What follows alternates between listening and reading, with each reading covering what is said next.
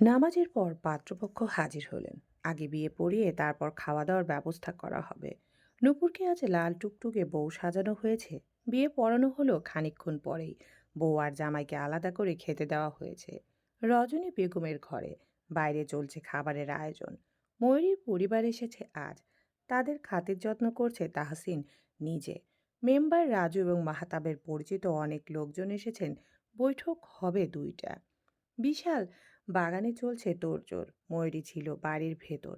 মা আর বোনের সাথে পুতুল খালার কোলে বসে আছে চুপটি করে। ফিরোজা বেগমের পাশেই রজনী বেগম, অনরিমা বেগম ব্যস্ত এই মুহূর্তে। ফিরোজা বেগম এর আগে কখনো চেয়ারম্যান বাড়ি আসেননি। আসার প্রয়োজন হয়নি। বাড়িটা দেখে তিনি বেশ অবাক হয়েছেন। এত বড় বাড়ির বউ তার মেয়ে, ভাবতেও কেমন যেন লাগছে। ময়ূরী মায়ের শুকনো মুখটা দেখে জিজ্ঞেস করলো, আম্মা, তোমার কি হয়েছে বলো তো? ডাক্তার কি বলেছে? ফিরোজা বেগম বললেন, শরীর দুর্বল রে মা, ঠিক হয়ে যাবে বিশ্রাম নিলেই। ওষুধ খাচ্ছ তো ঠিক মতো? খাচ্ছি। রজনী বেগম ফিরোজা বেগমের সাথে কথায় ব্যস্ত হলে মধু ফিসফিস করে ময়ূরীকে বলল, তোর ঘর কোনটা?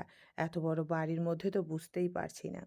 ময়ূরী উঠে দাঁড়ালো। বর্তমানে তার কাজের কোনো চাপ নেই। সে বোর্ড আর মেয়েকে নিয়ে দোতলায় তাহাসিনের ঘরে এলো।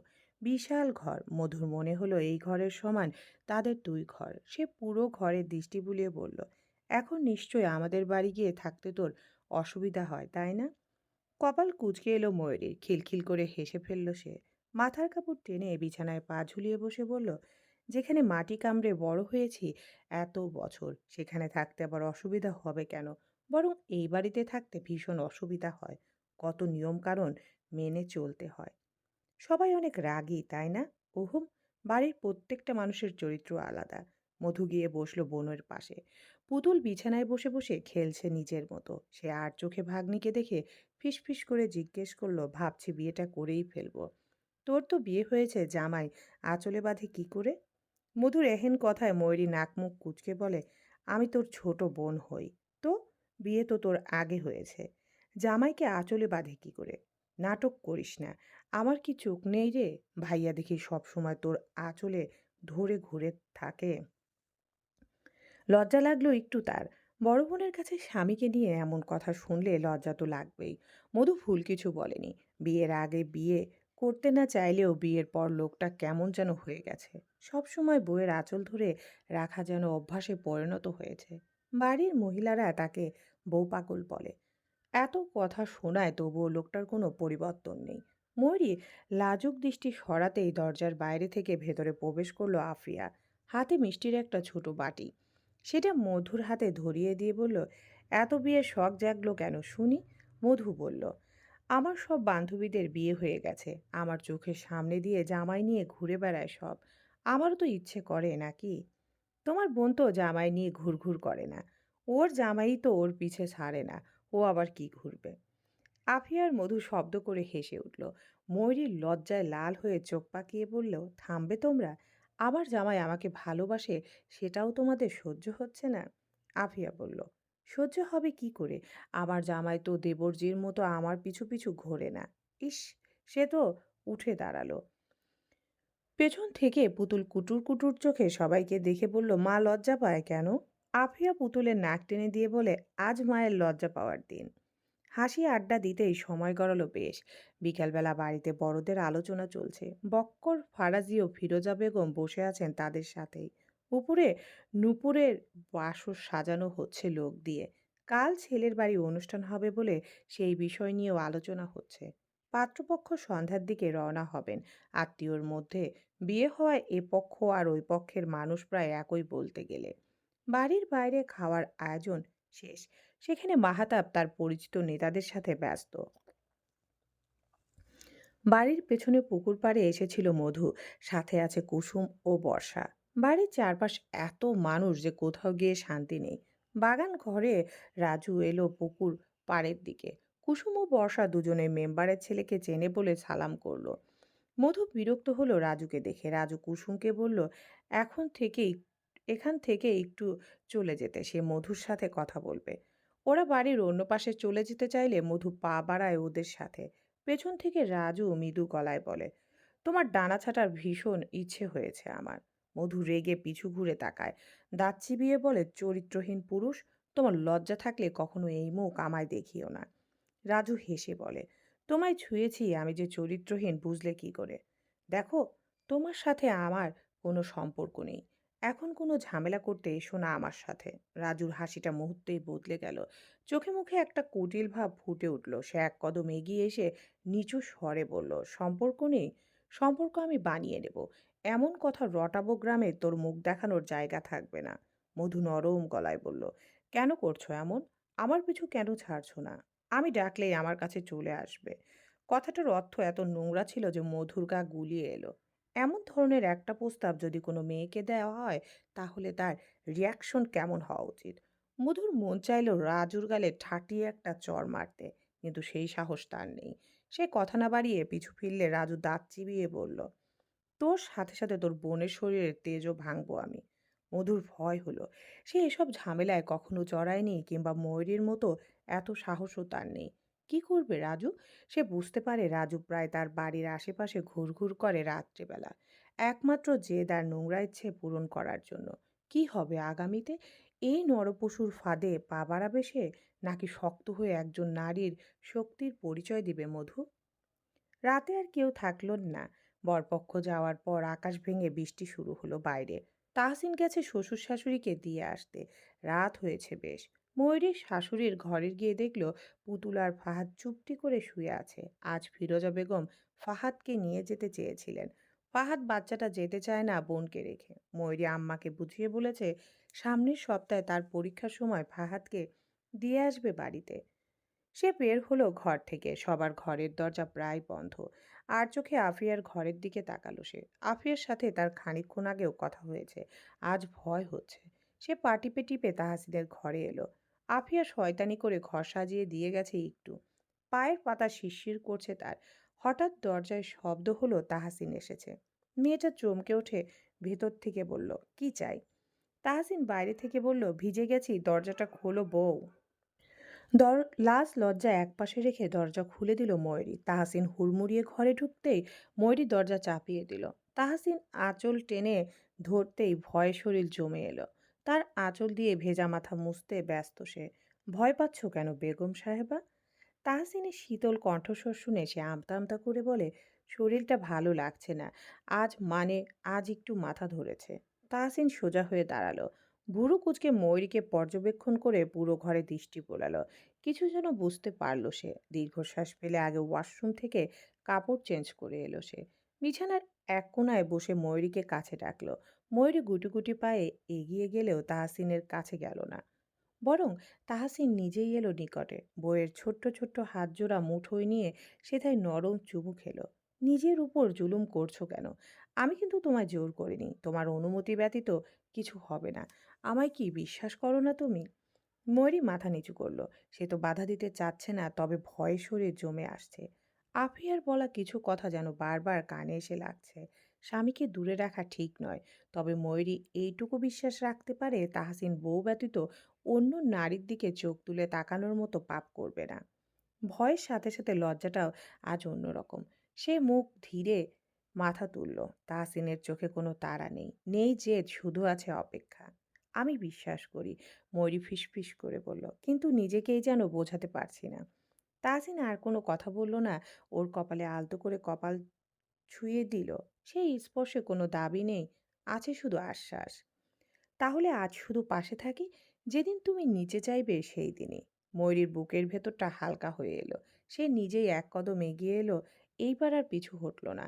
আঁচলের প্রান্তটা ধীরে তাহসিনের আঙ্গুল দিয়ে আটকালো। ভয়ে নয়, ইচ্ছেতেই। তাহসিন বুঝে গেল ছোট্ট বউটা বুকে গুটিয়ে আসতেই ওষ্ঠ মিলিত হলো। খানিকক্ষণ পর তাহসিন ভীষণ আদুরে গলায় আবদার করে বলল, বউ, আজ রাতটা আমায় দাও, একান্ত আমার করে। বিয়ের ১.৫ মাস পরে এই প্রথম ভয় নয়, লজ্জা নয়, শুধু বিশ্বাস নিয়ে ময়ূরী তার খুব কাছে এলো। মত্ত হলো স্বামীর ভালোবাসায়। বৃষ্টি থেমে গিয়েছে বাইরে। ঘরের ভেতরে আলোটা নরম হয়ে এসেছে। দুজনের মাঝের দূরত্ব মিলিয়ে গেল নিঃশব্দে। তাহসিনের উন্মাদনা সামলাতে যেন বড্ড হিমশিম খেয়ে যাচ্ছে সে। তবুও সয়ে নিল সেটুকু। এই রাতটা ছিল না কোনো দাবি বা তাড়ার। এই রাতটা ছিল বিশ্বাসের। ধীরে ধীরে কাছে আসার আর এক নতুন অধ্যায়ের শুরু। নীরব ঘরে শুধু বাতির আলো কাঁপছিল, আর দুটি হৃদয় একই ছন্দে ধুকপুক ধুকপুক করছিল। মেঘলা দিনগুলো বড্ড সুন্দর হয়। আকাশটা সেদিন একরঙা ধূসর চাদরে ঢাকা থাকে। না রোদ না বৃষ্টি, মাঝখানে দাঁড়িয়ে থাকা এক শান্ত সময়। গ্রামে এমন দিনে বাতাসটাও যেন ধীরে হাঁটে। কোনো তাড়া নেই, কোনো তাড়াহুড়ো নেই। দূরের খালটার জল কেমন গাঢ় হয়ে আসে, পাড়ের কচুরিপানায় টুপটাপ জলের দাগ পড়ে। বুঝি বৃষ্টি নামবে বলে আকাশ মনস্থির করেছে। মাটির রাস্তা ভিজে ভিজে নরম হয়ে যায়। পায়ের নিচে আলাদা একটা গন্ধ ছড়ায়, ভেজা মাটির শ্যাওলার আর পাতার। ঘন কালো অন্ধকার তখন। ফারাজি বাড়ি কেমন বিষণ্ণতায় মুখরিত। চারপাশ। ফিরোজা বেগমের শরীরটা বড্ড খারাপ। মধু মায়ের কোলে শুয়ে আছে নীরব হয়ে। বক্কর ফারাজি বাইরে উঠানে বসে কথা বলছেন ওয়াহিদের সাথে। ফিরোজা বেগমের কোলের উপর মধুর মাথা। তিনি যত্ন করে বোকা মেয়েটার মাথায় হাত বুলিয়ে দিচ্ছেন। একটা কথা রাখবি মধু? মধু মায়ের ভেজা চোখের দিকে তাকায়, বলে, কি বলবে আম্মা? যদি কখনো এমন দিন আসে যে নিজেকে খুব একা মনে হয়, বুকে যন্ত্রণা হয়, পৃথিবীটা বড্ড স্বার্থপর মনে হয়, তখন আমার কবরের পাশে বসে সকল দুঃখগুলো প্রকাশ করবি। আম্মা তোর সব দুঃখ শুনবে। হয়তো আম্মা দুঃখ কমাতে পারবে না, কিন্তু তোর পাশে থাকবে। মধু কম্পিত গলায় বলল, তোমার কিছু হবে না আম্মা। আম্মা তোদের খুব ভালোবাসে। ময়ূরীর সাথে আমি অন্যায় করেছি। আমার কবরের মাটি ছুঁয়ে আমাকে ক্ষমা করে দিতে বলবি। ও ক্ষমা না করলে মরেও যে শান্তি পাবো না। এমন কথা কেন বলছো আম্মা? তুমি আমাদের ছেড়ে যাবে কোথায়? ফিরোজা বেগম আঁচল দিয়ে চোখের পানি মুছলেন। মেয়ের মাথায় আদুরে স্পর্শ রেখে বললেন, মায়েরা তো আজীবন থাকে না মা।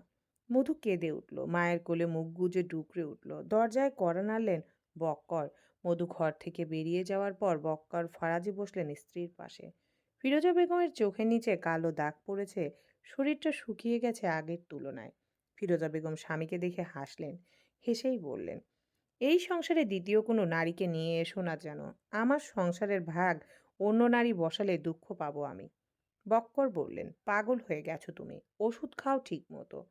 ফিরোজা বেগম বালিশে মাথা রেখে চোখ বন্ধ করলেন। চোখের কান নিচ বেয়ে গড়িয়ে পড়ল চোখের জল। মধু বাইরে এসেছে। তীব্র বাতাসের ছন্দে যেন তার খোঁপা করা চুলগুলো খিলখিল করে হাসছিল। পাশে ওয়াহিদ বসে আছে চুপচাপ। মধু বলল, আমার একটা কথা রাখবেন? ওয়াহিদ উত্তর দিল না। মধু বলল, আপনি চলে যান। এই গ্রামের মানুষগুলো ভালো নয়। তুই চল আমার সাথে। এ হয় না। কেন হয় না? আপনি বুঝতে কেন পারছেন না? বুঝতে চাইছি না। মধু চোখ বন্ধ করলো। কণ্ঠ কেঁপে এলো মুহূর্তেই। তবুও নিজেকে শক্ত রেখে বলল, আপনি চলে গেলে আমি শান্তি পাবো। ওয়াহিদ দূরত্ব রেখে মধুর মাথায় হাত রাখলো। বলল, যাব, তোকে সাথে করে। পুরো বাড়ি নিশ্চুপ। মধ্যরাত পেরিয়ে ঘনিয়ে আসছে ভোরের আলো। কেমন ঘুমট ঘুমট ভাব পুরো বাড়িতে। তাহসিন আর ময়ূরী তখন নামাজে দাঁড়িয়েছে পরিষ্কার হয়ে। নামাজ শেষে তাহসিন বিছানায় গিয়ে শুয়ে পড়েছে। ময়ূরী ঘরের দরজা খুলে বেরোলো বাইরে। শাশুড়ির ঘর থেকে ফাহাদের কান্নার শব্দ ভেসে আসছে। সে জানে ফাহাদ এই সময়ে ময়ূরীকে কাছে না পেলে এভাবে কাঁদে। সে তাড়াতাড়ি নিচে নেমে এলো। শাশুড়ির দরজায় শব্দ করতে ভেতর থেকে অনুরিমা বেগম দরজা খুলে দিলেন। অনেক থামানোর চেষ্টা করলাম, থামছেই না। ময়ূরী ক্ষমা চেয়ে বলল, মাফ করবেন আম্মা। এই রাত করে আপনার ঘুমের ব্যাঘাত ঘটল। ক্ষমা চাইছো কেন? ও তো আমার ছেলের মতোই। ময়ূরী বিছানার নিকট এগিয়ে যেতে ফাহাদ হামাগুড়ি দিয়ে বোনের বুকে হামলে পড়ল। ময়ূরী ভাইয়ের মাথায় হাত বুলিয়ে আদুরি গলায় বলল, সোনা কাঁদছিস কেন? ফাহাদ কাঁদো কাঁদো গলায় বলল, আম্মা কুই আপা? আম্মা তো বাড়িতে। মায়ের কথা মনে পড়েছে। ওম, কাল নিয়ে যাব। তৎক্ষণাৎ বাড়ির সদর দরজায় শব্দ হয়। বাড়ির দারোয়ান ডাকছে বাইরে থেকে। অনরিমা বেগম অবাক হলেন। এই সময় দরকার ছাড়া তো দারোয়ান ডাকে না। বাইরে তখন আলো ফুটতে শুরু করেছে। ড্রয়িং রুমে বাড়ির কিছু মহিলা উপস্থিত হয়েছেন রজনী বেগমের সাথে। বাইরে থেকে রজনী বেগম দরজা খুলে দিতেই দেখতে পেলেন সদর দরজার সামনে দারোয়ান আতঙ্কিত হয়ে দাঁড়িয়ে আছেন। তিনি কপাল কুঁচকে বললেন, কি হয়েছে? এমনি সাত সকালে শব্দ করতাছো কেন? দারোয়ান শুকনো ঢোক গিলে বললেন, ছোট আম্মা যান কই? ক্যারা তাহসিনের বউ? জি, তিনি কই? হট্টগোলের শব্দ শুনে ময়ূরী বেরিয়ে আসে ঘর থেকে। গুটি গুটি পায়ে পেছন ফাহাদ ও পিছু নেয় বোনের। ময়ূরী মুখ তখন ভীষণ শুকনো। ক্লান্ত শরীর নিয়ে এগিয়ে এসে জিজ্ঞেস করলো, আমাকে কেন খুঁজছেন? আপনার জন্য একটা দুঃসংবাদ আছে। কি হয়েছে? দারোয়ান কাপা গলায় বললেন, আপনার আম্মা মধ্যরাতের পর ইন্তেকাল করেছেন। ময়ূরীর চোখে মুহূর্তে অন্ধকার নেমে এলো। তার গলায় কণ্ঠ আটকে এলো, বুকের ভেতর যেন কোনো আগুন জ্বলে উঠল। হাত জড়িয়ে ধরে ফাহাদকে দেখলো। ছোট্ট ভাইয়ের চোখও ভেজা। ময়ূরীর শরীর কেঁপে উঠল। হঠাৎ চিৎকার করে সে জোরে বলতে লাগলো, না, এটা হতে পারবে না। আম্মা। ময়ূরী সদর দরজা ঠেলে বাইরে দৌড়ে গেল। বাতাসের সঙ্গে তার চুলগুলো উড়ছিল। মাথার আঁচল কখন কাঁধ বেয়ে নেমে গেছে বলতেও পারবে না। হাউমাউ করে ছুটে গেল বাড়ির গেটের দিকে। ভিজে মাটির রাস্তা ধরে ছুটতে লাগলো। ফাহাদ তার পেছনে ছুটতে চেষ্টা করলো, কিন্তু ছোট্ট হওয়ায় তাকে ঠিক ধরা সম্ভব হলো না। আপাকে চিৎকার করে কাঁদতে কাঁদতে ছিটকে পড়লো কাদা মাটিতে। বাড়ির মানুষ হতবাক। অনুরিমা বেগম ছুটে এসে ফাহাদকে কোলে তুলে নিলেন। সে হাউমাউ করে কাঁদছে, কোল থেকে ছুটে নিচে নামতে চাইছে। হাহাকার ভরা সকাল। নিচে হইচই শুনে তাহসিন সহ বাড়ির অনেকেই নেমে এলেন নিচে। নিচে এসে এমন সংবাদ শুনে তাহসিন ছুটল বাড়ির বাইরে। গ্রামের সকালের হালকা আলো, মেঘলা আকাশ, ভেজা মাটির গন্ধ সবই যেন তার কাদো চোখের সঙ্গে মিলেমিশে এক গভীর শূন্যতা এবং বেদনার ছায়া ফেলেছে। ময়ূরী আর থামতে পারল না। তার সর্বশক্তি, সব আশা, সব মায়ের ভালোবাসা এক মুহূর্ত যেন হাতছাড়া হয়ে গেছে। চিৎকারের আওয়াজ গ্রামের ধ্বনির সঙ্গে মিলেমিশে চারপাশে ভেসে গেল, নিঃশব্দ ঘরের শান্তি ভেঙে শোকের এক গভীর প্রতিধ্বনি সৃষ্টি করলো। গ্রামের রাস্তায় তখন পুরুষ মানুষ ছিলেন সব। নামাজ শেষ হয়তো বাড়ির রাস্তা ধরেছিলেন। চেয়ারম্যান বাড়ির ছোট বউকে এমন করে ছুটতে দেখে সকলেই হতবাক। গ্রামের পুরুষদের হতবাক দৃষ্টির মধ্যে ময়ূরীর চিৎকার ধ্বনি হলো, আম্মা আম্মা। সেখান থেকে বাতাসের সঙ্গে মিলেমিশে যেন আকাশেও পৌঁছে গেল। কেউ এগিয়ে এসে কিছু বলতে পারলো না। সবাই শুধু স্তব্ধ দৃষ্টিতে তাকিয়ে রইল। বাড়ির আঙিনায় পা রাখতেই শরীর জমে এলো শূন্যতায়। উঠোনে কত মানুষের ভিড় জমেছে। ঘরের ভেতর থেকে মধুর চিৎকারের শব্দ শোনা যাচ্ছে। ময়ূরী পাগলের মতো ছুটে গেল ঘরে। মায়ের ঘরের ভেতরে প্রবেশ করতেই হাঁটু ভেঙে এলো। বিছানায় মায়ের নিথর দেহ পড়ে আছে। মধু হাউমাউ করে কাঁদছে। চাচি শবনম তার পাশেই। বক্কর নিশ্চুপ হয়ে ঘরের এক কোণায় বসে আছেন। ময়ূরী হামলে পড়ল মায়ের পায়ের কাছে। মায়ের দুই পা জড়িয়ে ধরে চিৎকার করে বলল, ও আম্মা, আমাকে দেখো একবার, আমার দিকে তাকাও। ও আম্মা, আমাকে দেখো একবার, আমার দিকে তাকাও আম্মা। তুমি আমাদের রেখে কিভাবে চলে গেলে? তাকাও না আম্মা। চাচি এগিয়ে এসে ময়ূরীকে জড়িয়ে ধরলেন। তার চোখেও পানি চিকচিক করছে। তিনি ময়ূরীর গালে মাথায় হাত বুলিয়ে বললেন, আম্মা আর নেই, চিৎকার করিস না মা। ও চাচি, আমার আম্মার কি হইছে? আমার মা কথা বলে না। তারে ডাকো, তারে বলো ময়ূরী আসছে। ঘরের ভেতর তখন তাহসিন ছুটে এলো। এত মানুষের মধ্যে প্রথমে শাশুড়ির নিথর শরীরটা চোখে পড়ল। তারপর চোখ গেল বউয়ের দিকে। সে এগিয়ে গিয়ে বউকে বুকে জড়িয়ে ধরল। ময়ূরী হাউমাউ করে বললে, আপনি বলুন না আম্মাকে আমি এসেছি। আমি আর আম্মার সাথে রাগ করব না। আমি কথা আটকে এলো কণ্ঠে। হাহাকারে ভরা পুরো বাড়ি। তাদের সাথে যেন আকাশটাও কাঁদছে। চেয়ারম্যান বাড়ির প্রায় অনেকেই এসেছেন ফারাজি বাড়ি। বেলা হয়েছে বেশ। মহিলারা শেষ গোসল করাচ্ছেন ফিরোজা বেগমকে। মধু চাচিকে জড়িয়ে ধরে রেখেছেন। ছোট্ট ফাহাদ বাবার কোলে মুখ লুকিয়ে ছলছল চোখে সব পর্যবেক্ষণ করছে। বাচ্চাটা জানেই না তার মা পৃথিবীর মায়া ত্যাগ করেছে। জানাজা হলো খানিকক্ষণ আগে। কত মানুষ বাড়ি জুড়ে। মায়ের কবর খোঁড়া হলো ময়ূরীদের বাড়ির পাশে, বড় জাম গাছের পাশে। ফিরোজা বেগমের লাশটা যখন মাটিতে রাখা হলো, তখন বক্কর ফারাজি প্রথম মাটি ফেলার পর ফিসফিস করে বললেন, অতি শীঘ্রই তোমার সাথে দেখা হবে ফিরোজা। বাড়িটা পুরো শান্ত। উঠোন জুড়ে সব আত্মীয়। তাহসিন আর ওয়াহিদ শ্বশুরের পাশে বসে তখন। বক্কর ফারাজি ওয়াহিদের হাত চেপে ধরে ক্লান্ত গলায় বললেন, তোমরা ছাড়া আমার আর কে আছে? আজ তোমাদের কাছে আমার কিছু চাওয়ার আছে। তিনি থেমে তাহসিনের দিকে তাকিয়ে বললেন, আমার ছোট মেয়েটাকে তোমার হাতে অনেক ভরসা করে তুলে দিয়েছি তাহসিন। তার পড়াশোনা করার ইচ্ছে আছে অনেক। আমার সন্তান, তোমার স্ত্রী, তার ভালো মন্দ তুমিই ভালো বুঝবে। তাহসিন বলল, আব্বা, আপনি ওকে নিয়ে চিন্তা করছেন কেন? আমার স্ত্রীর স্বপ্ন পূরণ করার দায়িত্ব আমার। তিনি শুকনো ঢোক গিলে বললেন, জানি এই আবদার রাখা ঠিক নয়। থেমে দূরে ময়ূরীকে বুকে লেপ্টে থাকা ছোট্ট ফাহাদকে দেখে বললেন, আমার ছেলেটা অনেক ছোট। ওর বুঝবুদ্ধি এখনো হয়নি। আমার যদি কিছু হয়ে যায় আমার বাচ্চাটাকে তোমরা দেখে রেখো। তাহসিন ঘাড় ঘুরিয়ে পেছনে তাকালো। কবরের পাশে ময়ূরী, মধু আর ফাহাদ বসে আছে। ময়ূরীর বুকে ছোট্ট ফাহাদ কাঁদছে অবুঝ বাচ্চার মতো। কি নিষ্পাপ চেহারা বাচ্চাটার! মা কি জিনিস বুঝার আগেই মা হারা হলো বাচ্চাটা। বোনের বিদায়ে তাহসিন আর গেল না। বউকে রেখে যাওয়া সম্ভব অসম্ভব তার পক্ষে। বিকাল গড়িয়ে সন্ধ্যা নামলো। বাড়ি খালি হয়ে এসেছে। সন্ধ্যার পর বাড়িতে এলেন মেম্বার আর তার কিছু লোক। সাথে ছিল রাজু। ময়ূরী তখন চুপচাপ বসে আছে চৌকিতে। পাশে পুতুল চুপটি করে বসে। মেম্বারকে দেখে তাহসিন এগিয়ে এলো। মেম্বার বললেন, তোমার শাশুড়ির মৃত্যু সংবাদ শুনে ভীষণ দুঃখ পেয়েছি। ময়ূরী উঠে দাঁড়িয়েছে। সে মেম্বারকে সালাম করেনি। মেম্বার ঠোঁট বাঁকিয়ে হেসে ময়ূরীকে উদ্দেশ্য করে বললেন, ছোট বয়সে মেয়ে সামলাতে কষ্ট হচ্ছে নাকি বৌমা? ময়ূরী উত্তর দিল না। তাহসিন গম্ভীর গলায় বলল, তুমি ঘরে যাও। ময়ূরী ঘরে যেতেই সে বলল, বসুন আপনারা। তাহসিন তাদের বারান্দায় বসালো। বক্কর বেরিয়ে এলেন ঘর থেকে। মেম্বার দেখে আস্তে ধীরে বসলেন। রাজু এদিক ওদিক তাকিয়ে মধুকে খুঁজছে। কি আর করবা বক্কর, মানুষ তো আর আজীবন বাঁচে না। আল্লাহর সৃষ্টি আল্লাহ নিয়ে গেছে। বক্কর বলল, আমার স্ত্রীর জন্য দোয়া করবেন। অবশ্যই, অবশ্যই। একটা কথা বলতে আসলাম। জানি এই সময়ে এই কথা বলা ঠিক না, কিন্তু আমার হাতে সময় যে অনেক কম। কি কথা? দেখো, তোমার ছোট মেয়ের তো বিয়ে দিলাই। এখন বাড়িতে তোমার বউ নাই। আছে শুধু যুবতী একটা মাইয়া। তারে নিয়ে তো আর সবসময় চিন্তায় থাকা যায় না, তাই না? বক্কর মাথা নেড়ে দীর্ঘশ্বাস ফেলে বললেন, ভাবছি মেয়েটার বিয়ে দিয়ে দেব। মেম্বার হাসলেন, বললেন, সেই তো, তারই নিয়েই কথা বলতে আসলাম। তাহসিন কপাল কুঁচকে রেখেছে। এই মেম্বারকে দিয়ে কোনো বিশ্বাস নেই।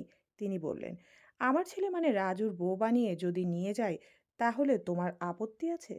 বক্কর চুপ রইলেন। তিনি এই প্রস্তাবে রাজি নন। খুব ভালো করে বুঝতে পারলেন মেম্বার।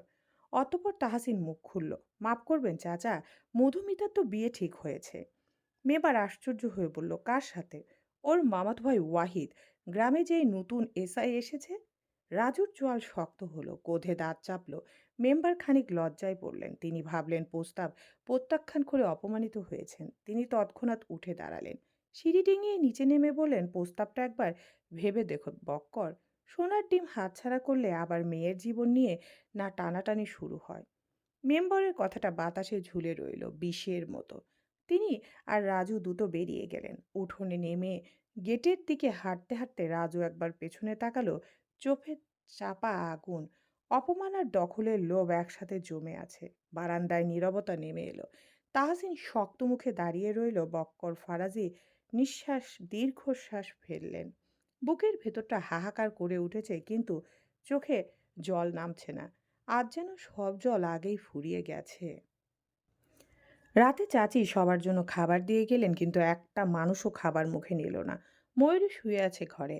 পাশে ফাহাদ আর পুতুল ঘুমাচ্ছে। মধু এলো ঘরে। বোনের পাশে শুয়ে ফুপিয়ে বলে উঠল, আজ তোর কাছে থাকি। ময়ূরী ঠোঁট কামড়ে চোখের পানি মুছে নাক টেনে বলল, থাক। তিন ভাই বোন একই বিছানায় শুয়ে আছে। একজন অবুঝ, এক শিশু। না সে মায়ের অভাব বুঝতে পারছে, আর না বুঝতে পারছে মাকে আর কখনো দেখা হবে না। বাকি দুই বোন দুঃখ চেপে রেখেছে দুটি চোখ ছোট ছোট বুকে। ঘরটা নিস্তব্ধ। শোকের ভারে যেন বাতাসও ভারী হয়ে আছে। বাইরে মেঘলা আকাশ। মাঝে মাঝে হালকা বাতাস এসে জানালার পর্দা নাড়িয়ে দিচ্ছে, ঠিক যেন কারো অদৃশ্য দীর্ঘশ্বাস। মধু শুয়ে আছে চিত হয়ে। চোখ দুটো বন্ধ, কিন্তু ঘুম নেই। মায়ের কণ্ঠটা বারবার কানে বাজছে, মায়েরা তো আজীবন থাকে না মা। আজ বুঝেছে কথাটার ওজন কতটা ভয়ানক। পাশে ফাহাদের নিঃশ্বাস। ছোট্ট বুক ওঠানামা করছে অনিয়মিত ছন্দে। ময়ূরী আলতো করে হাত বাড়িয়ে ভাইয়ের মাথায় হাত রাখলো। আঙ্গুলের ছোঁয়ায় যেন বুকের ভেতর কিছু একটা ভেঙে পড়ল। এই শিশুটার জীবনে আজ থেকে আম্মা শব্দটা শুধু গল্প হয়ে রইল। মধু পাশ ফিরে কাপা গলায় ফিসফিস করে বলল, আম্মা তো বলেছিল কবরের পাশে গেলে সব কথা শুনবে। আম্মা কি সত্যি শুনবে? ময়ূরীর চোখ বেয়ে নিঃশব্দে পানি গড়িয়ে পড়ল। শুনবে। মধু আর কথা বলতে পারল না। বালিশে মুখ গুজে চাপা কান্নায় ভেঙে পড়ল। ময়ূরী তাকে বুকে টেনে নিল, ঠিক যেভাবে ফিরোজা বেগম একদিন তাদের জড়িয়ে ধরতেন। তিনজনের নিঃশ্বাস একসাথে মিলেমিশে গেল। একটা ছোট্ট পরিবারের শেষ আশ্রয় যেন এই একটা বিছানা। ঘরের কোণে রাখা কুপিটা নিভু নিভু করে জ্বলছে। আলো ছায়ার ফাঁকে ময়ূরীর মনে হলো মা যেন এখনো ঘরের ভেতরেই আছেন। চৌকির পাশে বসে আঁচল দিয়ে চোখ মুছছেন আর বলছেন, কাঁদিস না মা। মায়েরা কখনো মরে না। মায়েরা সত্যিই কখনো মরে না। মা শব্দটা ছোট হলেও এর মূল্য ততটাই মূল্যবান। আম্মার সাথে আগে কতই না ঝগড়া হয়েছে দুই বোনের। কত বকা খেয়েছে আম্মার কাছে। আজ তো আম্মা নেই। আর কেউ বকবে না, শাসন করবে না। ভালোবেসে বুকে টেনে নেবে না। ষোড়শী বালিশে মুখ গুজে হু হু করে কাঁদছে। কেমন করে এই যন্ত্রণা সইবে সে? এই যন্ত্রণা যে সয়ে নেওয়ার মতো নয়। তখন মধ্যরাত। মধু চলে গিয়েছে কিছুক্ষণ থেকেই। তাহসিন এসেছিল ঘরে, এসে ঘুমে থাকলেও ছোট্ট ফাহাদ যেন বোর্ডের কষ্টটুকু টের পেল। পাশে শুয়ে থাকা ফাহাদ পিটপিট করে চোখ খুলে আবছা আলোয় বোনের দিকে তাকালো। হামাগুড়ি দিয়ে নিকটে গিয়ে আদো আদো স্বরে বলল, ও আপা, আপা। বাচ্চাটার কণ্ঠস্বর শুনে যেন কান্না আরো দ্বিগুণ হলো। মেয়েটা মুখ তুলে পাশে তাকিয়ে ভাইকে দেখে উঠে বসলো। ফাহাদ শরীর ঘেঁষে আসতে ময়ূরী হাত বাড়িয়ে ভাইয়ের গালে হাত রেখে বলল, কি হয়েছে সোনা? উঠলি কেন? ফাহাদ ঠোঁট উল্টে বলে, আমার খিদা লাগছে। ময়ূরী উঠে এলো বিছানা থেকে, ঘরের লাইট জ্বালিয়ে খাবার ঘর থেকে অল্প কিছু ভাতের সাথে তরকারি নিয়ে এলো। ফাহাদ বোনের কাছে এসে বসলো। খাবার দেখে বাচ্চাটার মুখ উজ্জ্বল হয়ে এসেছে। ঠোঁট কামড়েও যেন ময়ূরী কান্না আটকে রাখতে পারল না। ভাত মাখিয়ে ভাইয়ের সামনে ধরতেই ফাহাদ খাবার মুখে নিয়ে মুচকি হেসে বলল, খুব মজা। ফাহাদের খেতে বেশ সময় লাগলো। ফিরে এসে ফাহাদকে আর ঘুম পাড়াতে পারল না। সে গল্প শুনবে। ময়ূরী পাতলা কাঁথাটা ফাহাদের গায়ে ভালো করে জড়িয়ে ধরে ধরা গলায় বলল, অনেক রাত হয়েছে, এখন ঘুমো। আপা তুমি কাঁদুও? না, আমি দিচ্ছি, কাঁদি না। বাচ্চাটা বিড়াল ছানার মতো বড়োর শরীর ঘেঁষে চোখ বন্ধ করলো। ঘুমাবে বোধ হয়। ময়ূরী খোলা জানালার দিকে তাকিয়ে রইল অনেকক্ষণ ধরে। সে জানে আব্বা এখন নিশ্চয়ই মায়ের কবরের পাশে বসে ফিসফিস করে কথা বলছে। সে পাশ ফিরে শুতে তাহসিন জাপটে ধরল তাকে। সবকিছু কেমন বিষণ্ণময় লাগছে, কোথাও একটুখানি সুখ নেই। রাত পেরিয়ে সকাল হলো, আলোয় চিকচিক করছে চারপাশ। শবনমের মা বাড়ির দরজায় কড়া নাড়লেন। ওয়াহিদ দৌড়ে গিয়ে দরজা খুলে দিতে যাত্রী ভিতরে এসে ভূত দেখার মতো চমকে উঠলেন। তাহসিন রান্নাঘরে বসে বসে রান্না করছে। চাচি হাই হাই করে বললেন, জামাই বাবা কি করো তুমি? এই সকালবেলায় তুমি পাকঘরে ঢুকলা কেন? তাহসিন বলল, চাচি আস্তে কথা বলুন। ওরা সারা রাত ঘুমায়নি, এখন বোধহয় চোখটা লেগে এসেছে। মহিলা এগিয়ে এসে রান্নাঘরের সামনে ফিরায় বসে বললেন, তুমি বাইরে বাইর হও জামাই, আমি কইরা দিই সব। তাহসিন কপালের ঘাম মুছে বলল, দরকার নেই চাচি, আমি পারবো। চাচি অবাক হয়ে বাড়ির ছোট জামাইকে দেখল। এত বড় বাড়ির ছেলে হয়েও যেন ভীষণ সাধারণ একটা ছেলে। না অহংকার আছে, না টাকা পয়সার দেমাক আছে, আর না কাউকে ছোট করে দেখে। তাহসিন চুলায় তরকারি বসিয়ে ভাত রান্না শেষ। সে আর চোখে ঘরের দিকে তাকালো। ময়ূরী কিংবা মধু কেউই ওঠেনি এখনো। চাচি বললেন, তুমি রাঁধতেও জানো? তাহসিন হাসলো, বলল, আলহামদুলিল্লাহ সবকিছুই মোটামুটি পারি। আমাকে ময়ূরী কিন্তু রাঁধতে জানে না। এখন হয়তো জানে না, কিন্তু সময়ের সাথে সাথে শিখে যাবে। তাহসিনের আচরণে বেশ খুশি হলেন তিনি। ওয়াহিদ গেছে থালা বাসন ধুতে। তখন ঘরের ভেতর থেকে ফাহাদ বেরিয়ে এলো। ছোট্ট ছোট্ট পা ফেলে এগিয়ে এলো তাদের নিকটে। তাহসিন ওকে নিকটে আসতে দেখে চুপচাপ বসেছিল। ফাহাদ চাচিকে দেখেও না দেখার ভান করে রান্নাঘরে ঢুকে তাহসিনের শরীর ঘেঁষে দাঁড়ালো। বলল, ও দুলাভাই, আপা আমারে মাপবো। তাহসিন কপাল কুঁচকে বলল, কেন? বিছানায় প্রস্রাব করছি।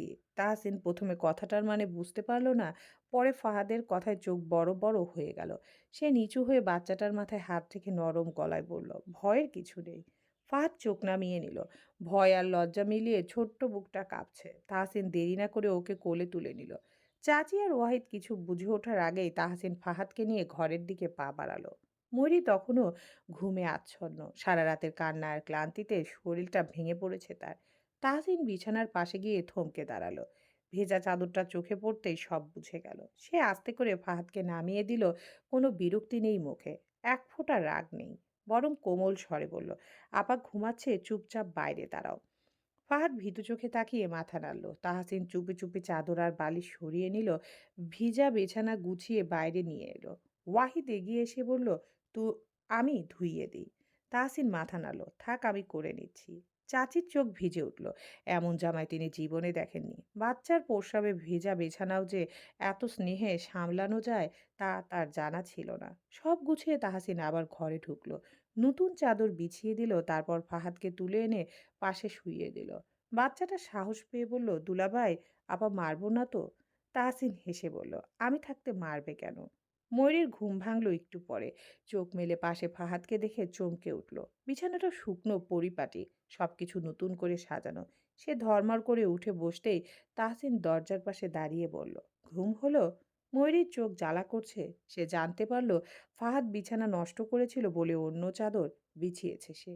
সময় গেল নিজ নিয়মে। সকাল পেরিয়ে বিকাল হলো। আগামীকাল মিলাদ হবে। তাহসিন বলল এতিমখানায় মিলাদ দিয়ে দিতে। বক্কর তাতে রাজি হলেন। পরের দিন ফিরোজা বেগমের নামে মিলাদ পড়ানো হলো।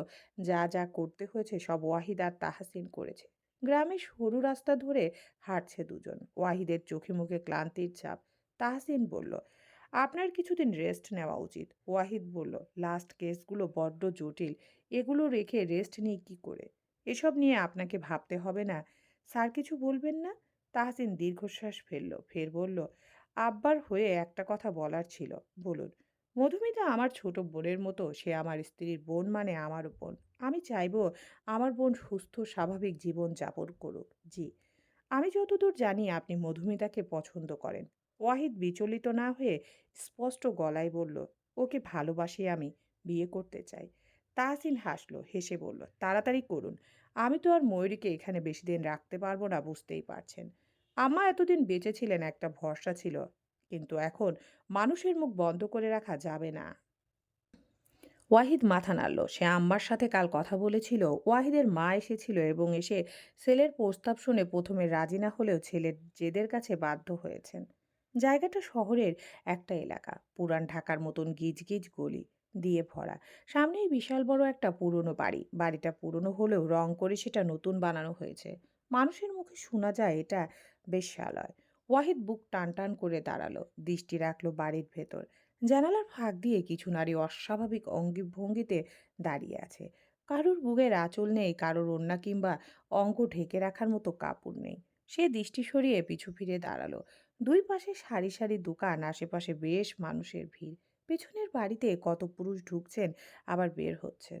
ওয়াহিদ নাক কুচকে একটু দূরে গিয়ে দাঁড়ালো। কারোর নাম্বারে কল করার কথার খানিকক্ষণ পর রিসিভ হতেই সে বলল, সন্দেহজনক তো কিছু দেখছি না। ওপাশ থেকে এক গম্ভীর পুরুষের কণ্ঠস্বর ভেসে এলো, আপনি আপনার কাজ করুন। আমার বিয়ে পরশু, আর আমি এখানে বসে ডিউটি করব? ওপাশ থেকে কি বলল তা শোনা গেল না। ওয়াহিদ মুখ কালো করে কল কেটে দিল। সে ফের তাকালো বাড়িটার দিকে। সে পা বাড়ালো বাড়ির ভেতর। বেশিরভাগ মেয়েদের বয়স কম। বাচ্চা মেয়েগুলো জানোয়ারদের নেশা। মায়া হলো তার। মধু আর ময়ূরীর বয়সী মেয়েই যেন বেশি। এরা সবাই কারোর বোন, কারোর মেয়ে। সে দারোয়ানের কাছে জিজ্ঞাসা করে জানতে পেরেছে বড় আপার ঘরটা 3 তলায়। বড় আপা এসব দেখাশোনা করেন। ওয়াহিদকে বড় আপার ঘরে ডাকলেন। সে ঘরে প্রবেশ করে দেখল একজন নারী বাঁকানো কোমর নিয়ে দাঁড়িয়ে আছেন জানালার পাশে। কোমর সমান লম্বা চুলগুলো মাথার বেনি গাঁথা, আর সেখানে লাল টুকটুকে একখানা গোলাপ। গায়ের চামড়া ধবধবে সাদা। ওয়াহিদ ডাকতে সে ঘুরে দাঁড়ালো। ভীষণ সুন্দর সামনে দাঁড়ানো মানুষটা। বয়স খুব বেশি নয়, 33 থেকে 35-এর মধ্যেই হবে। ওয়াহিদকে দেখে সে ঠোঁটে টেনে হাসলো। ওয়াহিদ হালকা কেসে বলল, আপনার সাথে দেখা করতে এলাম। সুখী তাকে বসতে বলল সোফায়। ওয়াহিদ গিয়ে বসলো সেখানে। সুখী এগিয়ে এসে একটু দূরত্ব রেখে বসলো পাশে। ওয়াহিদের ঘাম ছুটে যাচ্ছে এহেন পরিস্থিতিতে মুখোমুখি হয়ে।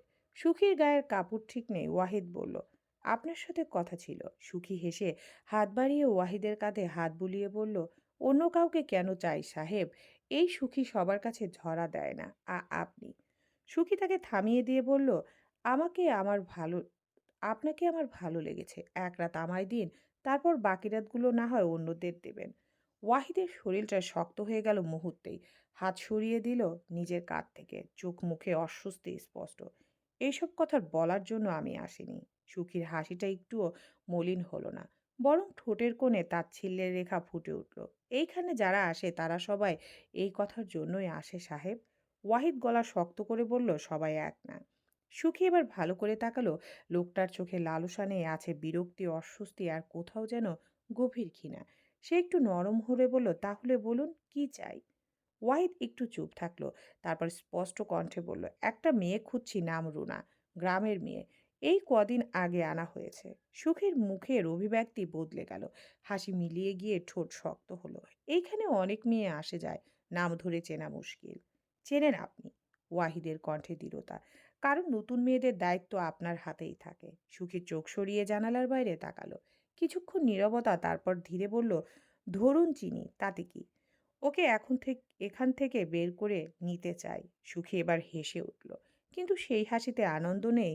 এইখান থেকে কেউ এমনি বেরোয় না সাহেব। দাম আছে, চুক্তি আছে। আমি আইন দিয়ে কথা বলতে পারি। আইন? এইখানে আইন আসে শুধু মাস শেষে। ওয়াহিদ চুপ করে গেল। কথাটা সে জানে, তবু পকেট থেকে পরিচয়পত্র বের করলো। সব আইন কেনা যায় না। সুখী কাগজটার দিকে তাকালো, চোখের দৃষ্টি বদলে গেল।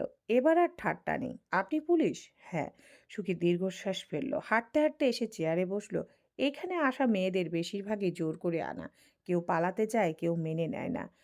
রুনা, সে পালাতে চেয়েছিল। কোথায় সে? ৩ তলায়। ঘর থেকে বের হয় না, খাবারও ঠিকমতো খায় না। আমি ওকে নিয়ে যাব। সুখী তাকিয়ে রইল কিছুক্ষণ, তারপর বলল, টাকা লাগবে বড় অঙ্কের। যত লাগে দেব। সুখী মৃদু হেসে বলল, এখন অবধি কোনো পুরুষ শুয়ে দেখেনি তাকে, দাম কিন্তু বড্ড বেশি। আপনার কি ভয় হচ্ছে না? ইস, ভয় লাগবে কেন? আমি কিন্তু আপনাকে অ্যারেস্ট করতে পারি। সুখী খিলখিল করে হেসে উঠল। ওয়াহিদের মনে হলো সুখীর সাথে কারোর যেন মিল পাচ্ছে সে, কিন্তু মনে করতে পারছে না। সুখী বাঁকানো কোমর নিয়ে এগিয়ে এসে ওয়াহিদের চিবুক ধরে বলল, শোনো সাহেব, তোমার মতো হাজারো পুলিশ এখানে আসা যাওয়া করে, তারা এই সুখীর হাতের পুতুল। ওয়াহিদ এই পর্যায়ে রেগে গিয়ে বলল, বিক্রি হতে আসিনি, কাজে এসেছি। সুখী জানালার কাছে গিয়ে নিচে তাকালো। নিচে কোলাহল, অশ্লীল ডাক ভেসে আসছে কানে। সে বলল, রুনাকে আজ দিতে পারবো না আমি। ওয়াহিদ কপাল কুঁচকে বলল, কেন? সামনের মাসে আরো মেয়ে আসবে, তারা এলে মালিকের সাথে কথা বলে তারপর ব্যবস্থা করতে হবে। আপনার মালিককে? সুখী উত্তর দিল না। ঘুরে দাঁড়ালো, দেয়ালে পিঠ ঠেকিয়ে। ওয়াহিদ ভীষণ নার্ভাস। এমন একটা জায়গায় এসে নিজেই থতমত খেয়ে গেছে। সে সুখীর দৃষ্টি দেখে বোকা গলায় বলল, আমি বিবাহিত। অমন করে তাকালে আপনার পাপ হবে। সুখী ঠোঁট টিপে হেসে বলল, দুঃখ পেলাম। সুখী আজ অব্দি কারুর খাঁচায় বন্দী হয়নি, শুধু আপনার খাঁচায় বন্দী হতে চেয়েছিল। তাহসিন দাঁড়িয়ে আছে ফায়রাজি বাড়ির সামনে। খানিকক্ষণ আগে সওদাগর বাড়ি থেকে মানুষ এসেছিল, জানতে চাইছেন তারা কবে ফিরবে বাড়ি। তাহসিন স্পষ্ট কিছু বলেনি, তবে বেশি দিন সে এখানে থাকবে না। ফিরোজা বেগমের মৃত্যুর আজ 4 দিন। কাল মধুর বিয়ে ওয়াহিদের সাথে। মধুকে বিয়ে দিয়ে কিছু জিজ্ঞেস করলে আপত্তি করেনি। বাবা যেখানে রাজি, সেখানে তার কথা বলার কিছুই নেই। তাহসিন বাড়ির ভেতরে ঢুকতেই ওয়াহিদ পুকুর পাড় থেকে বলল, এই যে দুলাভাই, এই দিকে আসেন। তাহসিন কপাল কুঁচকে গিয়ে সিঁড়িতে বসল। ওয়াহিদ বলল, কাল এত ভয় পেয়েছিলাম জানেন। তাহসিন বলল, কিসের ভয়? আরে ওই যে ঢাকা গেলাম না, সুখী মেয়েটা এত ডেঞ্জারাস, আমার মতো ভোলা ভালা ছেলেকে পেয়ে দুষ্টু দুষ্টু কথা বলছিল। কি বলছিল? ওয়াহিদ ঠুটকো ঠোঁট ভিজিয়ে একবার ঘরের দিকে তাকিয়ে ফিসফিস করে বলল, আরে ওই যে, বুঝতে পারছেন না? আপনার তো লজ্জা হওয়া উচিত। আমার শালীর হবু জামাইকে অন্য এক নারী ছুঁয়েছে। ওয়াহিদ হতভম্ব হয়ে বলল, পাগল? আমাকে ছুবে কেন? আমি তো তার ধারের কাছেও যাইনি। কি করে বিশ্বাস করি? বিশ্বাস না করার কি আছে? প্রমাণ আছে আপনি যে কিছু করেননি। ওয়াহিদ মুখ কালো করে বলল, আমি ভালো ছেলে, বউকে ছাড়া কারোর দিকে নজর দিই না। তাহলে তো আপনার নজর খারাপ। আশ্চর্য, নজর খারাপ হবে কেন? তাহসিন লম্বা শ্বাস টেনে বলল, কারণ আপনি এখনো অবিবাহিত। আমার শালী এখনো আপনার বউ হয়নি। ওয়াহিদ বিরক্ত হয়ে দাঁত চেপে বসে রইল। তখন ফাহাদ গুটি পায়ে ওদের নিকট এগিয়ে এসে বলল, ও দুলাভাই। তাহসিন পাশে তাকায়। ফাহাদের ঘুম ঘুম মুখ দেখে কাছে টেনে নিয়ে কোলে বসায়। ফাহাদ তাহসিনের গলা জড়িয়ে ধরে বলল, মা কই? আমি মা জামু। তাহসিন ফাহাদের গাল টেনে দিয়ে বলল, মা আছে তো, তোমার আম্মা চাঁদের বুড়ির দেশে গেছে। ফাহাদ অবাক হয়ে বলল, তাই? আমারে নিল না কেন? তোমার জন্য উপহার আনতে গেছে সে। সত্যি? তাহসিন মাথা নাড়ায়। ওয়াহিদ তাকিয়ে থাকে বাচ্চাটার দিকে। বাচ্চাটা জানেও না তার মা আর নেই। কি অদ্ভুত দুনিয়ার নিয়ম। বাড়ির পেছনে ময়ূরীদের ছোট্ট একটা সবজির বাগান আছে। ফিরোজা বেগম কাঁচা সবজির বাগান করেছিলেন। মধু আর ময়ূরী সেখানে এসেছে খানিকক্ষণ আগে। এখান থেকে তাহসিনদের দেখা যাচ্ছে স্পষ্ট। দুই বোনের মুখে একটা কথাও নেই। এই 4 দিনে দুটো কথা মুখ ফুটে তারা বলেছে কিনা সন্দেহ। নীরবতা ভেঙে ময়ূরী বলল, তুই কি আব্বাকে রেখে মামার বাড়ি যাবি? মধু বলল, ওনার তো কাজ হয়নি, সেও অবধি হয়তো এখানেই থাকতে হবে। তাহলে আব্বার কি হবে? আব্বা এখানে একা কি করে থাকবে? মধু উত্তর দিতে পারল না, চুপটি করে বসে রইল। কয়েকদিনেই দুই বোনের বেহাল অবস্থা হয়েছে। কেনই বা হবে না? নিজেদের যত্ন নেওয়ার সময়টুকু তাদের আছে। মা থাকলে বোধহয় এসব কিছুই হতো না। চারপাশে অন্ধকার ঘনিয়ে এসেছে। মেম্বার বাড়ির উঠোনে চলছে বাড়ির মানুষদের সাথে আলাপ আলোচনা। হঠাৎ বাড়ির দরজায় কড়া শব্দ হলো। রাজুর আম্মা গিয়ে দরজা খুলে দিতে কপাল কুঁচকে এলো মেম্বারের। বাড়ির সামনে দাঁড়িয়ে আছে ওয়াহিদ, তাহসিন এবং আরো একজন অফিসার। মেম্বার উঠে দাঁড়ালেন। তাহসিনরা প্রবেশ করলো ভিতরে। রাজু দাঁত চেপে চেয়ারে বসে আছে। কি ব্যাপার তাহসিন? পুলিশ নিয়ে হঠাৎ আমার বাড়িতে? তাহসিন মৃদু হেসে এগিয়ে এলো, বসলো ওয়াহিদ আর সেই অফিসারকে নিয়ে। বলল, অফিসারের কাজ ছিল আপনার সাথে। কি কাজ? ওয়াহিদ বলল, আপনার নামে বেশ কিছু রিপোর্ট আছে। মেম্বার মুখ গম্ভীর করে বললেন, যেমন? গ্রামের উন্নয়নের জন্য এখন অবধি প্রায় কয়েক কোটি টাকা এসেছে সরকার থেকে। গ্রামের উন্নয়ন তো হয়নি, উল্টো গরিব মানুষদের জায়গা জমি দখল করার অভিযোগ আছে আপনার উপর। মেম্বার মেকি হাসলেন, বললেন, উন্নয়ন কাজ দেখার দায়িত্ব আমার, করার নয়। ওয়াহিদ একটু ঝুঁকে এসে ফিসফিস করে বলল, কিন্তু টাকাটা তো আপনার পকেটে এসেছে মেম্বার সাহেব। আপনি আপনার সীমা ছাড়াচ্ছেন অফিসার। চিৎকার করে উঠলেন মেম্বার। তাহসিন ডান হাতের দুটো আঙ্গুল তুলে কপাল চুলকে ওয়াহিদকে শান্ত গলায় বলল, ১৯টা পরিবারের সকল জায়গা জমি নিজের নামে করেছেন, ভুল বললাম? মেম্বার রেগে গিয়ে ওয়াহিদের শার্টের কলার ধরে বিচ্ছিরি ভাষায় গালাগালি শুরু করলেন। ওয়াহিদ সাথে সাথে কাছে রাখা বন্দুক মেম্বারের কপালে ঠেকিয়ে বলল, বেশি বাড়াবাড়ি করবেন না। আমার কাছে অনুমতি আছে একদম উপরে পাঠিয়ে দেওয়ার। মেম্বার শুকনো ঢোক গিলে ছেড়ে দিলেন ওয়াহিদকে।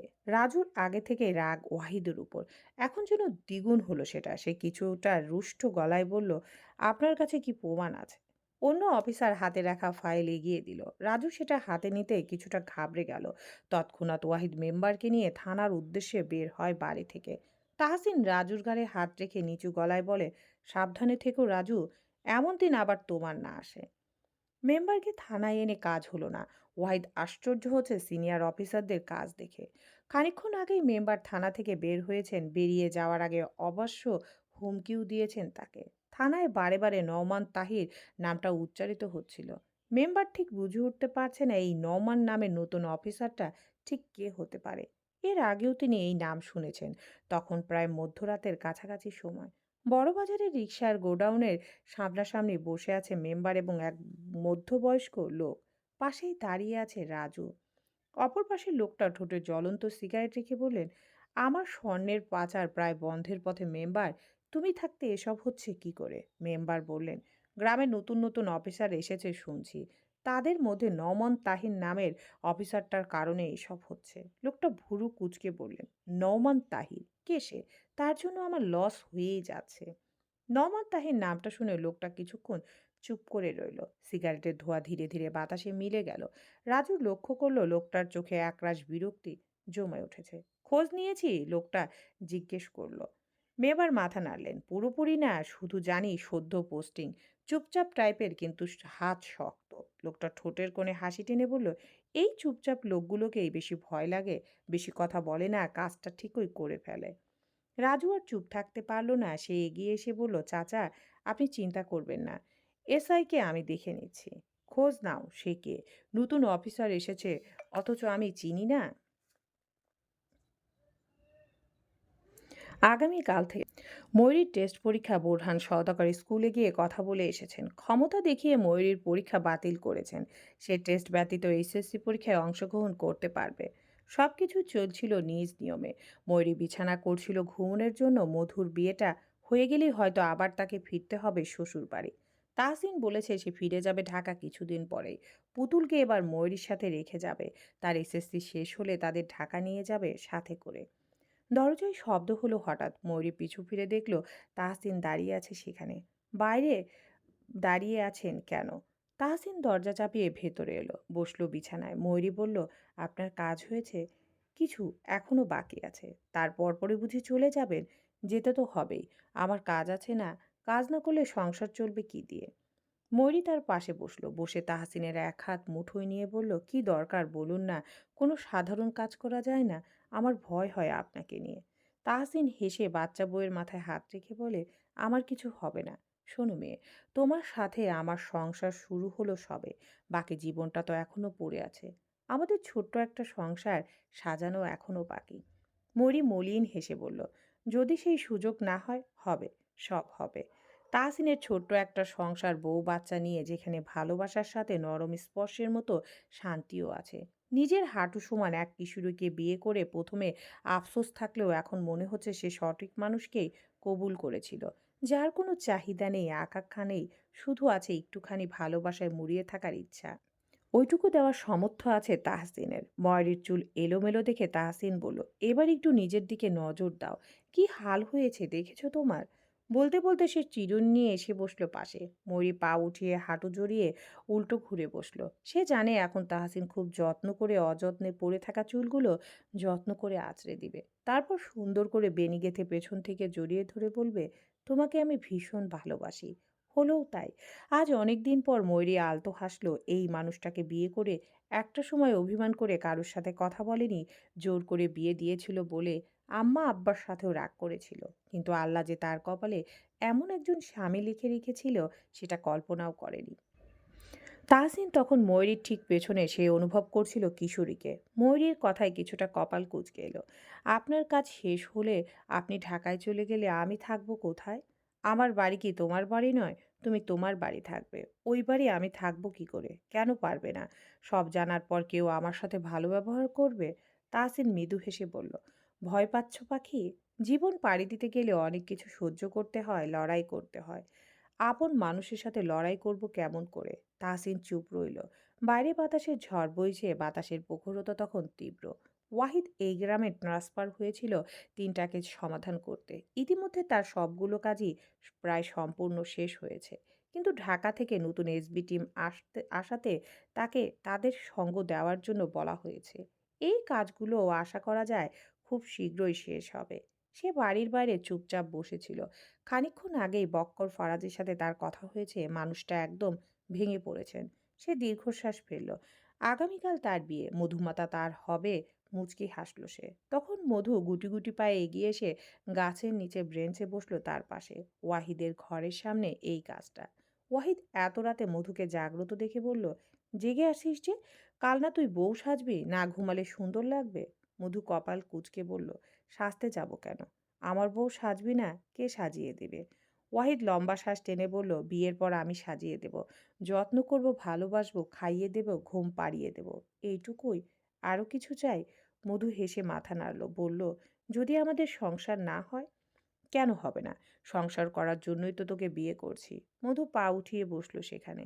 হাঁটুতে মাথা রেখে নরম গলায় বলল, আমাদের মধ্যে আহামরি কিছু নেই। বাকিদের মতোই সাধারণ এক নারী। আপনি আমায় ভালো কেন বেসেছেন সেটাও আমি জানি না। তবে আপনার জানা উচিত আমি কেমন।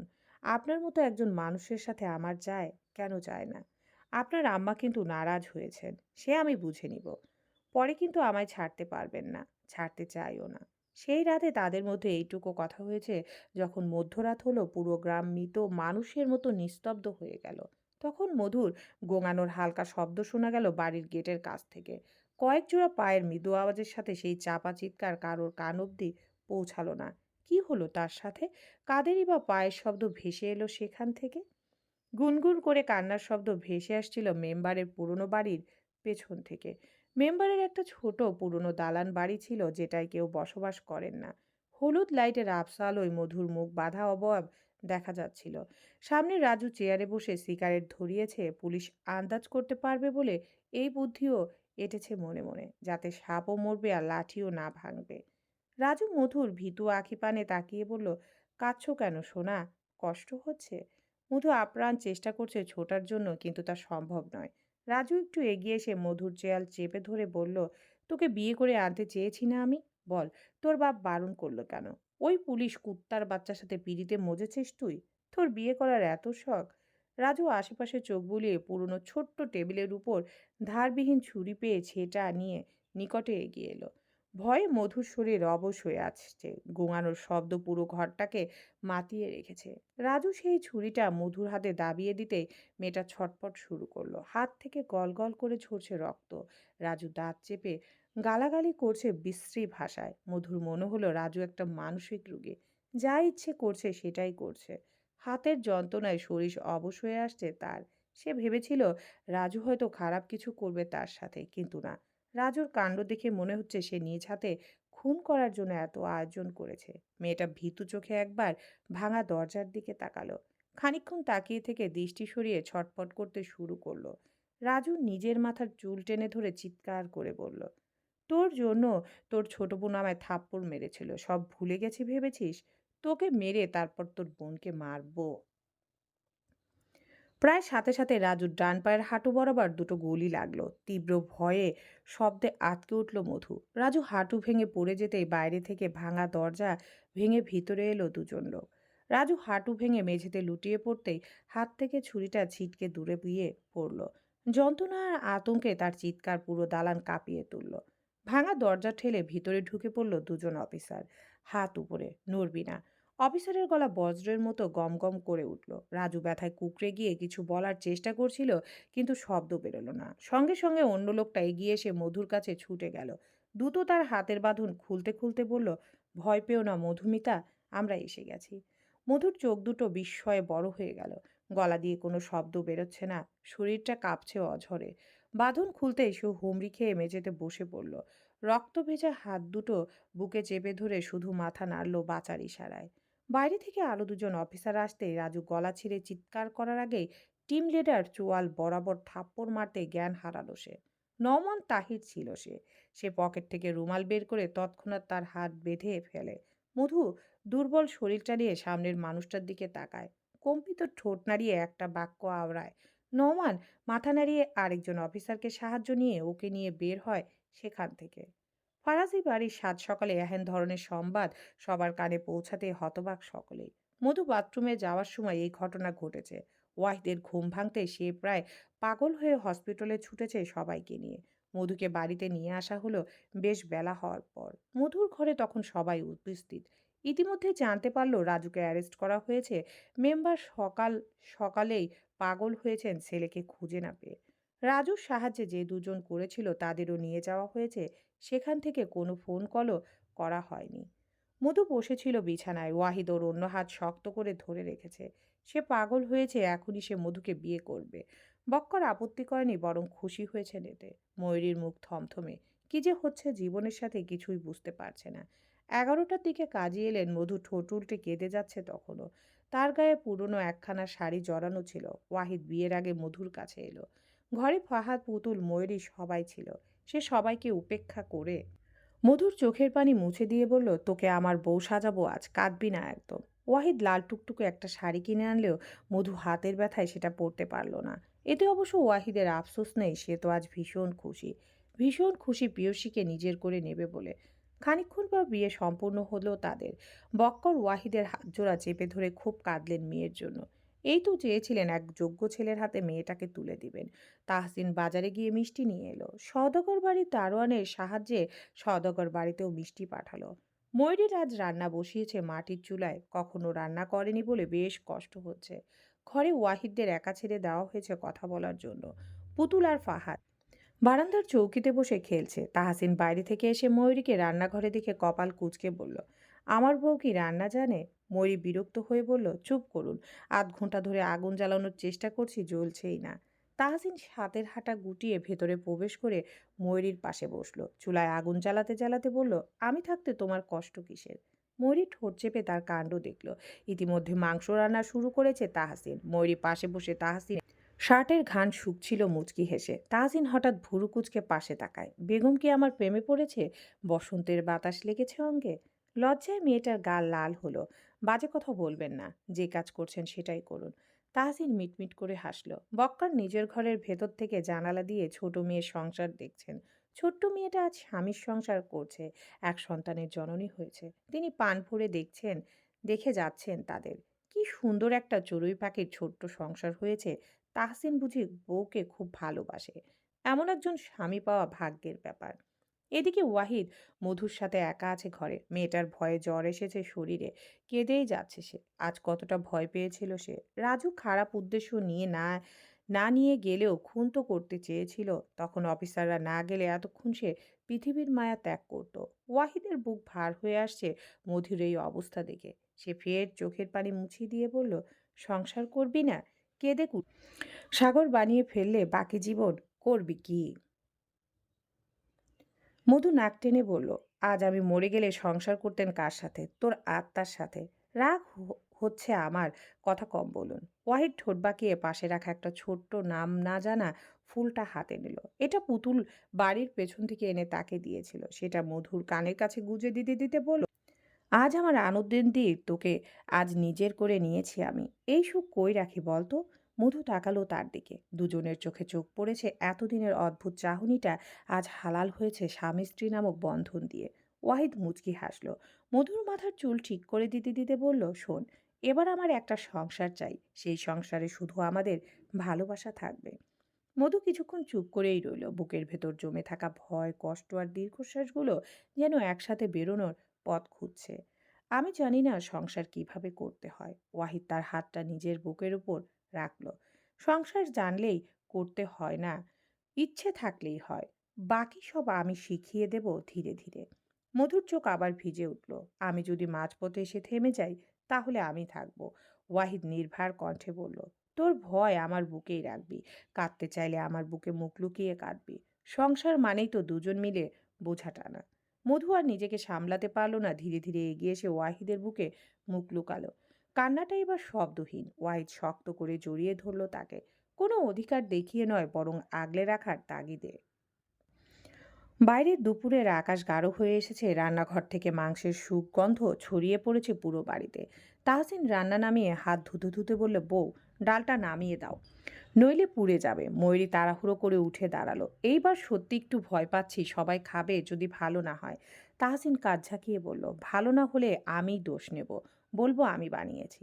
ময়ূরী তাকিয়ে রইল তার দিকে। এই মানুষটা কি সহজে সব নিজের কাঁধে তুলে নিতে পারে। মনে মনে একটা দীর্ঘশ্বাস নামলো শান্তির। দুপুরে সবাই একসাথে খেতে বসেছে। মধু খেতে পারছে না ঠিকঠাক, হাতে ব্যথা, মনও ভার। বক্কর আলতো করে বললেন, খা মা, শক্ত হতে হবে তোকে। মধু মাথা নেড়ে একটু ভাত মুখে তুলল। ওয়াহিদ পাশে বসে খেয়াল করছে কোথাও ব্যথা লাগছে কিনা। তাদের বিয়ে হলো, সংসার শুরু হলো। ময়ূরীও শ্বশুরবাড়ি ফিরে যাওয়ার সময় ঘনিয়ে এলো। সে চাইলেও আর এখানে থাকতে পারবে না। মধুর বিয়ের 3 দিনের মাথায় সে বাড়ি ছাড়লো, গেল তার শ্বশুর বাড়ি। মনটা বড্ড ভার। সেদিন মায়ের মৃত্যু সংবাদ শুনে ছুটে গিয়েছিল সে, আর আজ শান্ত নদীর মতো পা রেখেছে এই বাড়িতেই। সঙ্গে আর ছোট ভাই নেই। মধু যতদিন আছে ততদিন সে ওই বাড়িতেই থাকবে। সময়ের সাথে পাল্লা দিয়ে ময়ূরীর সংসার জীবন আবার শুরু হলো। ব্যস্ত হলো শ্বশুর বাড়ি নিয়ে। নুপুরের বিদায়ের পর তারা ফের এসেছিল এই বাড়ি, তবে ময়ূরী ছিল না সেখানে উপস্থিত। সে দুপুরে গোসল সেরে মাথায় কাপড় দিয়ে আঁচলে ঘরের চাবি বেঁধে ছাদে এসেছিল পান খুলে শ্বাস নেওয়ার জন্য। হাতিয়ে হাতিয়ে পুরো ছাদের গাছগুলো দেখছিল। পেছন থেকে আপিয়া এসে বলল, মনটা এত উদাস কেন? ময়ূরী পিছু ফিরে আপিয়াকে দেখে বলল, জীবন বড্ড অদ্ভুত, কি করব বলো? কি নিয়ে এত চিন্তা?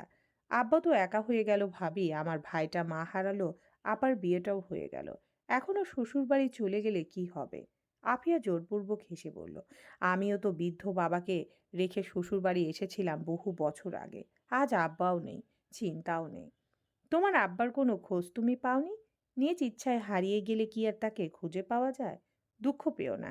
যাকগে, তোমার খবরখানা বলো শুনি। দোলনায় দুজা একসাথে বসলো। আফিয়া বলল, আমার জীবন নিয়ে আর কিছু বলার নেই। তোমার খবর কি, কি করবে এরপর? ময়ূরী কণ্ঠে উদাসীনতা। সে বলল, পড়াশোনায় এবার মন দিতে হবে, আম্মা আব্বার ইচ্ছাটা পূরণ করতে হবে। আর সংসার? ময়ূরী ঠোঁট চেপে হালকা হাসলো। তা দেখে আফিয়া ভুরু কুঁচকে ফেলল। সংসার পুতুলের বাবার সাথে ভাগ করে নিয়েছি। অর্ধেক আমি করলে বাকি অর্ধেক তিনি করবেন। আফিয়া মৃদু হেসে ময়ূরীর দিকে তাকালো। আল্লাহ যাকে সহায় দেন তার বোঝা হালকা হয়ে যায়। ময়ূরী দোলনার হাতলটা আলতো করে ধরে আকাশের দিকে তাকালো। বিকালের রোদটা তখন নরম হয়ে এসেছে। জানি ভাবি, তবুও বুকের ভেতরটা খালি খালি লাগে। মা থাকলে সবকিছু সহজ মনে হতো। আফিয়া কিছুক্ষণ চুপ করে রইল। তারপর ধীরে বলল, মা থাকেন না মানেই তো সব শেষ না। মায়েরা তো মাটির নিচে গিয়েও সন্তানদের দোয়ায় বেঁচে থাকেন। ময়ূরীর চোখে জল নাম জমলো, কিন্তু সে ফেলল না। আমি শক্ত হতে চাই ভাবি, খুব শক্ত। হবে। আফিয়া দৃঢ় স্বরে বলল, কারণ তুমি ভেঙে পড়লে শুধু তুমি না, তোমার সংসার, তোমার মানুষগুলো ভেঙে পড়বে। বাড়িটা আজ বেশ শান্ত। হিমি ঢাকায় চলে গেছে আদনানের সাথে। আদনানের ঢাকায় কাজ পড়ায় সে আর এখানে থাকতে পারেনি। এদিকে তাহসিন প্রস্তুতি নিচ্ছে ঢাকায় ফিরে যাওয়ার। রান্নাঘরে গরম পানি দেওয়া হয়েছে বিছানার চাদর ধুইয়ে দেওয়ার জন্য। সেখানে পুতুল মায়ের আঁচল ধরে টই টই করছিল। ময়ূরী কোমরে আঁচল গুজে থালা বাসন মাজছিল। সেখানে চম্পা এলে পুতুল ভয়ে সিটিয়ে যায় ময়ূরীর শরীরের সাথে। ময়ূরী চোখ তুলে চম্পার দিকে তাকিয়ে ফের শান্ত হয়ে পুতুলকে বলে, মা, তোমার দাদির ঘরে গিয়ে দাদিকে একটু দেখে এসো, যাও। পুতুল সময় নষ্ট না করে দৌড়ে যায় রান্নাঘর থেকে। ময়ূরী কাজ করতে করতেই বলে। ময়ূরীর কথায় চম্পা ভুরু কুঁচকে তাকায়। ময়ূরী কাজ করতে করতে বলে, আপনার ব্যাপারে তো জানাই হলো না কিছু। ময়ূরীর কথায় চম্পা ভুরু কুঁচকে তাকায়। ময়ূরী মুচকি হেসে একটু এগিয়ে এসে বলে, আপনি বয়সে আমার থেকে বেশ বড়, লজ্জা পাবেন না যেন গল্প করতে। চম্পা আশ্চর্য হয়ে বলল, কি সমস্যা তোমার, কি বলো এইসব? ওমা, আজ কতদিন হলো এই বাড়ির বউ হয়ে এসেছি, আপনার সাথে তো আমার বসে গল্প ভালো মন্দ দুটো কথাই হলো না এখন অবধি। আমার সাথে তোমার কি কথা? ময়ূরী আরেকটু এগিয়ে এসে চম্পার ডান হাত হঠাৎ চেপে ধরল, চুলার গরম পানিতে চুবিয়ে দিয়ে দাঁতে দাঁত চেপে বলল, এই একই প্রশ্ন আমারও। আপনার সমস্যা কি, পুতুলের পিছনে লেগেছেন কেন? গরম পানিতে হাত চেপে ধরায় চম্পা ছটফটিয়ে উঠল ব্যথায়। জ্বলে মনে হচ্ছে চামড়া উঠে যাবে। সে গায়ের জোরে হাত উঠিয়ে নিলেও কুল পেল না। ময়ূরী নিচ থেকে বটি এনে গলার সামনে ধরে কিছুটা চওড়া গলায় বলল, আপনার কোন বাপ আজ আমার হাত থেকে আপনাকে বাঁচায়, ডাকুন দেখি। চলবে।